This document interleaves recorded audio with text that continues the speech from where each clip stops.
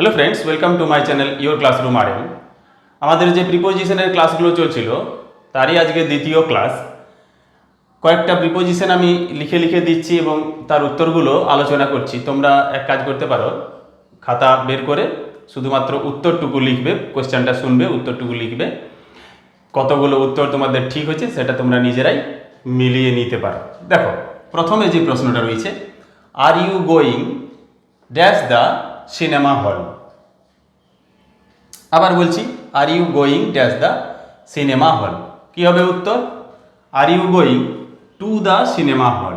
কোনো দিকে যদি যাওয়া হয় তাহলে আমরা টু প্রিপোজিশনটা ব্যবহার করি। আগের দিনে যেমন টু কলকাতা না টু পুরুলিয়া কি একটা ছিল। 2 নম্বরে দেখো, it is 10 AM dash my watch. কী হবে এটা? It is 10 AM dash my watch. এটাও আগের দিনে আমরা আলোচনা করেছিলাম। এটা হবে it is 10 AM by my watch. By my watch. পরে দেখো, the lion came out dash the den. The lion came out dash the den. কী হবে? The lion came out of the den. তাহলে তোমাদের তিনটের মধ্যে কতগুলো রাইট হলো চেক করে নাও। প্রিপোজিশন তোমাদের যেমন ক্লাসের সিলেবাসের মধ্যে রয়েছে 5, 6, 7, 8, 9, 10 তো রয়েছে, 11, 12 পর্যন্ত রয়েছে। 12 তো প্রিপোজিশন আর্টিকেলে 3 নাম্বার আছে। হ্যাঁ, 10 নাম্বারের গ্রামারে বেশিরভাগটাই কিন্তু আর্টিকেল প্রিপোজিশন গ্রহণ করে রেখেছে। সেটা তো রয়েছে। চাকরির পরীক্ষায় প্রিপোজিশন একটা গুরুত্বপূর্ণ বিষয়, ঠিক আছে? তাই প্রিপোজিশন কিন্তু ঠিকভাবে আমাদের প্র্যাকটিস করতে হবে। তাহলে পরেরটা কি আছে দেখো, হি এমড হিজ গান ড্যাশ দ্য টার্গেট। কি হবে? খাতাতে তোমরা উত্তরটা লিখো, তারপর আমি বলছি। হি এমড হিজ গান at the target. At the target. পরেরটা দেখো, I have not seen him dash Sunday. আমি তাকে রবিবার থেকে দেখিনি। রবিবার থেকে দেখিনি। কি হবে? করো তোমরা। এটার উত্তর হবে I have not seen him since Sunday. SINCE, since Sunday. পরে দেখো, the cow lives dash grass. The cow lives dash grass. কি হবে? করেছ? The cow lives on grass. কেন অন হলো না? ঘাসের উপর বেঁচে থাকে, অর্থ এটা না, ঘাসের উপর নির্ভর করে বেঁচে থাকে। হ্যাঁ, তাহলে গরু ঘাস খেয়ে বেঁচে থাকে বেসিক্যালি, ওই জন্য লিভস অন গ্রাস। পরেরটা দেখো, হি ডায়েড ড্যাশ কলেরা। করো তোমরা, তারপর আমি বলছি। হি died dash cholera. Diet of cholera. সঠিক উত্তর হবে ডায়েট অফ কলেরা। দেখো, ডায়েট অফ এবং ডায়েট ফ্রমের মধ্যে ডিফারেন্স রয়েছে। যদি কোনো অসুস্থতার কারণে মৃত্যু হয় তাহলে তখন ডায়েট অফ হয়। আর কোনো এক্সটার্নাল আরও অন্য কোনো কারণে যদি মৃত্যু হয়, ধরো অ্যাক্সিডেন্টের কারণে, না খেতে পেয়ে কেউ মেরে দিয়েছে সেইভাবে, তখন কি হবে? Diet from. Diet from accident, diet from starvation, এই সকল কারণে তখন হবে ফ্রম। তাহলে যদি রোগের কারণে হয় তখন হবে অফ, বাকি অন্য কারণে মৃত্যু হলে হবে ফ্রম। পরেরটা দেখো, he comes dash a good family. করো তোমরা, তারপর আমি উত্তরটা বলবো, তখন রাইট দেবে। He comes of. Come of মানে জন্মগ্রহণ করা।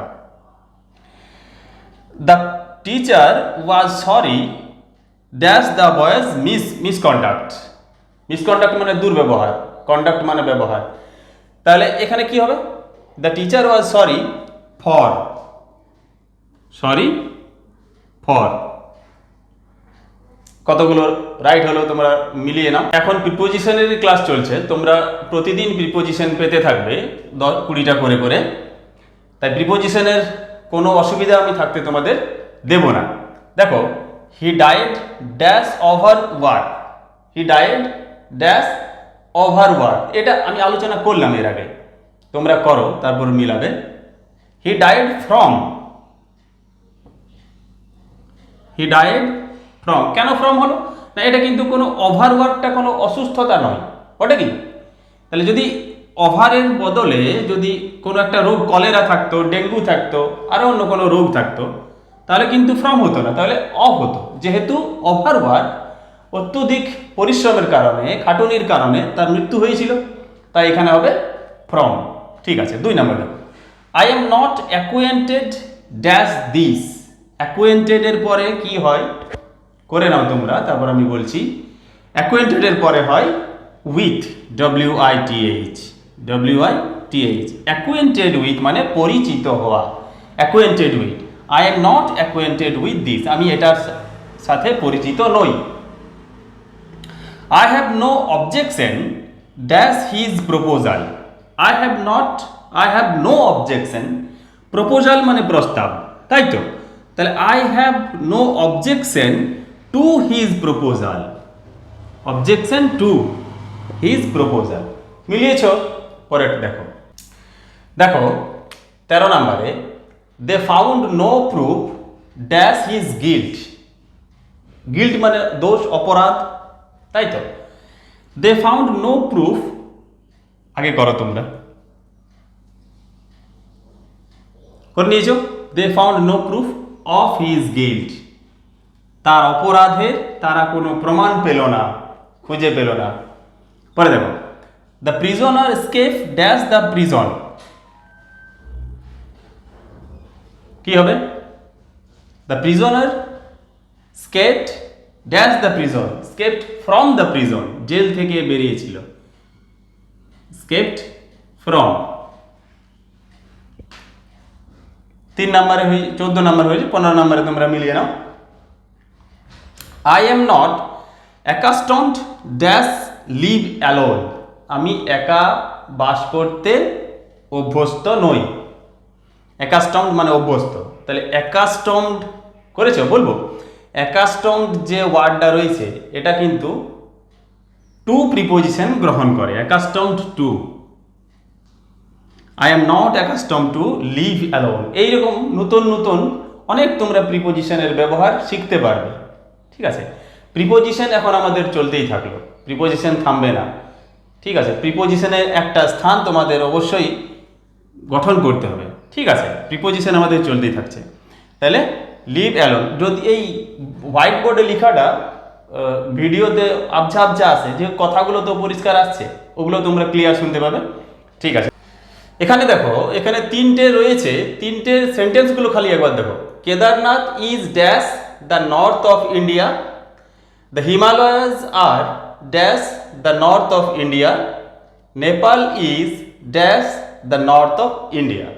দারুণ মজার জিনিস এটা, দেখো। তাহলে দেখো, Kedarnath is dash the north of India, কি হবে একবার তোমরা করে নাও।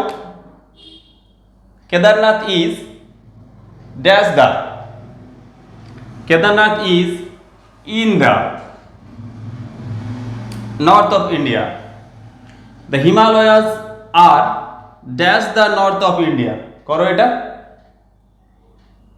The Himalayas are on the north of India. পরে দেখো, Nepal is dash the north of India, Nepal is dash, করেছো? Nepal is dash, Nepal is to the north of India. তাহলে এমন কেন হলো? একই সেন্টেন্স, ইন হলো, অন হলো, টু হলো, তফাৎটা দেখো।